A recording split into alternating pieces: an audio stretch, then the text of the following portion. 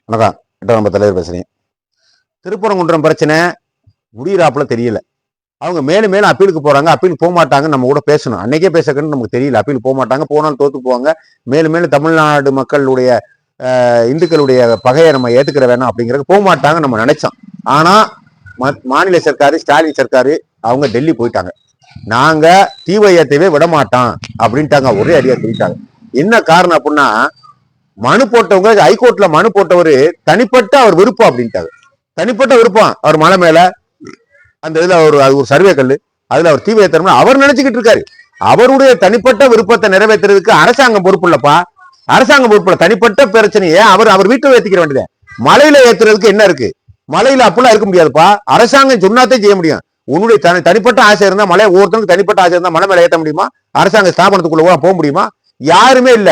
ராமஜெயங்க அவரு இஷ்டப்பட்டிருக்காரு மலை மேல ஏறணும், அங்கே ஏறணும். அவ மொத்தம் என்ன, எல்லாருடைய ஏக்கமும் தாக்கமும் உண்மையும் நீதியும் விருப்பமும் இல்ல.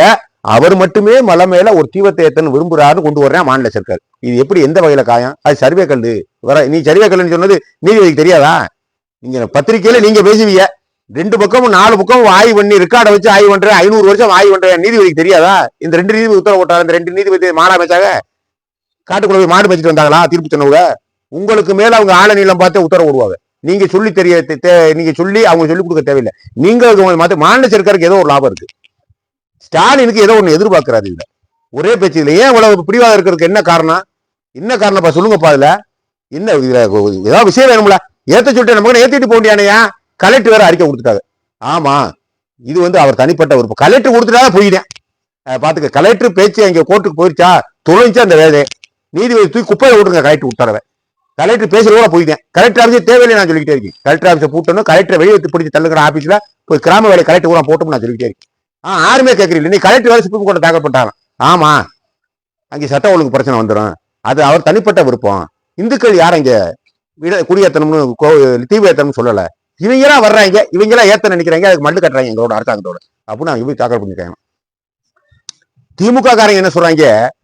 திருப்பரங்குன்றம் மக்கள் கூட கொதிச்சு போயிருக்காங்களாம்.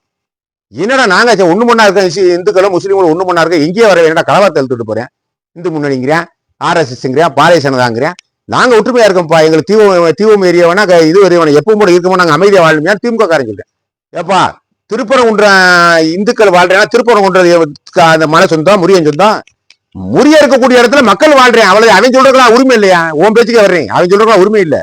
அது இப்ப இந்த ஊர்ல இருக்கிற இந்த ஊரை நான் வசிக்கிறேன். இந்த ஊர் சிவகோயில் ஏன் என் கோயிலா? நான் கேட்கிறேன், ஏன் விருப்பம் நடக்குமா? திருப்பாச்சியத்தில் விருப்பம் இந்த சிவன் கோயில் இருக்கு. நான் சிவன் கோயில போய் நாட்டாம செலுத்த முடியுமா? சிவன் கோயில் இருக்கக்கூடிய ஊரை நான் இருக்கேன். அவ்வளவுதான். இது மாதிரி முறிய இருக்கக்கூடிய இடத்துல அவங்க இருக்காங்க. திருப்பரங்குன்றம் மக்கள் ஊரா இருக்காங்க. அதை எப்படி கருத்து சொல்ல முடியும்? வெளியில இருக்கவனுக்கு எங்களுக்கெல்லாம் முறிய சொந்தம், அவனுக்கு முறிய சொந்தம். அவ்வளவுதான். மலை எங்களுக்கும் சொந்தம், அவனுக்கும் சொந்தம். இதுல நீங்க பிரிச்சு ஆள்ற திருப்பரங்குன்றம் மக்கள் வேறையா, வெளியில இருந்து வரக்கூடிய மக்கள் வேறையா? போடுறேன் பாருங்க படத்தை. திமுக காரங்க சரியில்லை. ஸ்டாலின் சரியில்லை. 10,000 ரூபாய் 20,000 ஓட்டு வாங்காம நினைக்கிறீங்க. அது உங்க விஷயம். அரசியல் பண்ணுங்க, செய்யுங்க. அப்படி நான் ஏற்கனவே உங்களுக்கு ஆதரவாத்தே வீடியோ போட்டுக்கிட்டே இருக்கேன். அது உங்க புரியும். வெற்றி பெறுங்க. ஏன்னு கேட்டா சட்ட ஒழுங்கு பிரச்சனை இப்ப கொஞ்சம் ரொம்ப டம்மியா இருக்கு. முன்னாடி கொஞ்சம் நல்லா இருந்த மாதிரி தெரிஞ்சு இப்ப சட்ட ஒழுங்கு பிரச்சனை டம்மியா இருக்கு ஸ்டாலின் ஆட்சியில. நான் ஏற்கனவே சொல்லியிருக்கேன் 1000 ரவுடியை சுட்டு கொள்ளுகிறான்னு. ஆனா கேட்கவே இல்லை. நான் 6 மாதத்துக்கு முன்னாடி சொன்னேன் 1000 ரவுடி என்கவுண்டர் போடுங்களா தமிழ்நாட்டுல, எல்லா பேரும் தூக்கி புதைங்கடா, எலக்ட்ரிக் மின்சாரத்தை வச்சு எல்லாத்தையும் எரிச்சு சாம்பலாக்குங்கடான்னு சொன்னான். ஆனா இது வரைக்கும் எந்த பேச்சும் இல்லை. அது ரவுடியை சுட்டு கொண்டுதான் இன்னைக்கு ஏகப்பட்ட ரவுடி பஞ்சாயத்து நிறைய நடந்துகிட்டே இருக்கு. அது நல்ல பேர் கிடைச்சிருக்கும். ஆனா உங்களுக்கு இது வரைக்கும் ரவுடி விஷயத்த தொத்து பண்ணுவீங்க. ரவுடி விஷயத்துல கோர்ட்டு இருக்க யாரெல்லாம் தூக்கி போட்டு 1000 ரவுடி சுடியாம நடக்கதான் பாத்துக்கணும். 1000 சுட்டத்தை பொதுமக்கள் வாழ முடியும். ஏன்னா பொதுமக்கள் வாழ முடியாது. அப்புறம் செப்பராணி நாட்டில் வாழ முடியாது. முதல் தூக்கு. ஒரு மாவட்டத்துக்கு 1000 ரவுடிங்கிறத 38 மாவட்டம் இருக்கு. ஒரு மாவட்டத்துக்கு 25-30 ரவுடி தானே சுட்டு போட்டு போக முடியாது. தூக்கி வீட்டுக்கார ரவுடி ஒப்படைச்சிட்டு நாய் சுட்டு போய் சுட்டு தூக்கி வைங்கடா கழுவு எறிஞ்ச மாதிரி. ரவுடித்தனம் பண்ணிக்கிட்டே நாடா என்ன நினைச்சேன்? நம்மளா முட்டா போயிடா? எங்களுக்கு ரவுடித்தனம் பண்ண தெரியாது. அரிசத்தி அவருக்கு அறுவாடுக்க தெரியும், அவருக்கு வெடிகுண்டு வச்சது எங்களுக்கு வீச தெரியாதா? எங்களுக்கு ஒரு பார்முலா இருக்கு, அவனுக்கு ஒரு பார்முலா இருக்கு. அவன் ஏன் பூமியில வாழ விடுற? தூக்கி சுட்டு கொள்கிறான். முதல்ல சுட்டு கொள்கிறான். இது சுட்டு கொள்றது துப்பு இல்ல. அது இதுன்னு பேசிக்கிட்டு இருக்கீங்க. என்ன நம்ம கோயில்ல தீ வைத்திருக்குமா மண்ணு கட்டிய? அவனை சுட்டு மனுஷனை நாய வெட்டாப்புல வெட்டி, ஆட வெட்டாப்புல வெட்ட எப்படிங்கிற போறான் நாட்டில் உள்ள போறான். அதை கிளம்பிக்க அவனை சுட்டுத்தள்ள வக்கு இல்ல. அதுன்னு தெரிந்தானே அரசியல் பேசிக்கிட்டீங்க. 30 மந்திரி எதிர்கட்சிக்காரன் அதான் இதை உங்களுக்கு பேசிக்கிட்டு இருக்கீங்க. நானும் மக்களுக்கு எது தேவையோ அதை பேச மாட்டீங்க. சும்மா எதாவது நீங்க தாண்ட விட்டுறோம் போயிட்டே இருப்பீங்களா? நீங்க நான் சொல்லியிருக்கேன். நான் 2 முது. ஆனா 10,000 20,000 நீங்க எது சொன்னாலும் சரிதான். திருப்பரங்குன்றம் பிரச்சனையை பொறுத்தளவுல உங்களுடைய போக்கு சரியில்லை. உங்களுடைய போக்கு சரியில்லை. ஓட்டுக்கு 20,000 ரூபாய் கொடுத்துடலாம் நீங்க நினைக்கிறீங்க. உங்களுக்கு 5,000 ரூபாய் ரைட்டு கொடுங்க, செய்யுங்க. இந்த பழைய ஓய்வூதிய திட்டம் 34 மாசம் என்ன பாக்கிருக்கான், அதுல கூட ஒரு 10,000 எடுத்து கொடுத்து விட்டுருன்னு நினைக்கிறாரா ஸ்டாலின்? பீகார்ல 10,000 தொழில் பண்ணிக்க பிடிதி பெட்டி வாங்கி பொழைச்சுக்கன்னு சொன்னால 10,000 வேற என்ன நினைக்கிறாராம்? 27 மாசத்துக்கு நம்ம கொடுத்துட்டோம். நம்ம ஆட்சிக்கு வந்து 60 மாசம் ஆச்சு. 60 மாசத்துல 27 மாசத்துக்கு நம்ம என்ன பாக்கி இருக்கு. இந்த 27 மாசத்தை தூக்கி இந்த ஒரு 10,000 கொடுத்துருவோம். 27,000 வருது, இந்த 10,000 வச்சுக்க, அவர் பாக்கிய கொடுத்துட்டா ஆக மொத்தம் 15,000 எழுதி ஓட்டு போட்டு நினைக்கிறேன். நீங்க செய்யுங்க, எனக்கு வேணாங்களே. அதிமுக ஆட்சியை விட பாரதிய ஜனதா ஆட்சியை விட உங்க ஆட்சி நல்லாத்தான் இருக்கு. நான் மனசாட்சியை தொட்டுதான் சொல்றேன். இந்த ரெவடியை மட்டும் சுடுங்க, ஒரு 1000 ரெவடியை போடுங்க, நல்லாத்தான் இருக்கு. உங்க ஆட்சி ஒரு மோசமான சொல்ல மாட்டேன். அவனுக்கு கமிச்சா வாங்குற, நீங்க கமிச்சா வாங்குற. இதுல என்ன வித்தியாசம்? அவனுக்கு ஏற்கனவே இருக்கக்கூடிய மந்திரி நீ போட்டிருக்க, அவனுக்கு ஏற்கனவே இருக்கக்கூடிய மந்திரி அவன் போட போறேன். புதுசா அவனு போட போறேன். புதுசா தொண்டன் கொடுக்க போறானா?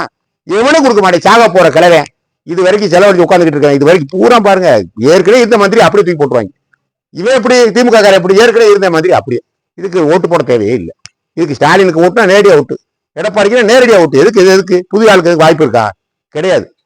சுடுகாட பேய் வளைஞ்ச மாதிரி ஒரு 40 ஒவ்வொரு கட்சியில வளைஞ்சுக்கிறேன். புது ஆளுக்கு வேலையே கிடையாது. அவன் குவார்டரை மட்டும் வாங்கிட்டு 4,000 3,000 வாங்கிட்டு அதோட அவன் கதையை முடிச்சுட்டு அவன் ஆயிடுச்சு முடிச்சு 5 வருஷம் கழிச்சு பார்த்துக்கலாம். ஒவ்வொரு மந்திரியும் நான் 2,000 கோடி 3,000 கோடி அடிச்சு வச்சுக்கிறேன். அவன் பேரன் பேத்திக்கு திருப்பி அரசியலுக்குள்ள வர்றதுக்கு வாய்ப்பு ஏற்படுத்திக்கிறேன். சாதாரண தொண்டனால எதுவுமே செய்ய முடியல, பணம் இல்லாம எதுவுமே செய்ய முடியல. வார்டு மெம்பர்ல நிக்க முடியல, ஒரு ஆளாவே மதிக்கிறாங்கல்ல எந்த கட்சியில இருந்தா. இது எதுக்கு? ஆனா நீங்களே இருந்துக்குங்க, எனக்கு ஒன்றும் ஆட்சேபனைலாம் கிடையாது. என்ன எந்த ஆதரவு எங்களுடைய ஆதரவு யாரும் கொடுக்கல. நாங்க ஒன்றும் அவ்வளவு பெரிய ஆளும் இல்லை, எங்களை ஆதரவு கொடுக்கவும் இல்லை, அது வேற விஷயம். இருந்தாலும் ரெவடிகளை சுட்டு தள்ளுங்க. நீங்க இலவசம் கொடுக்குறலாம் அப்புறம் பாத்துக்கலாம்.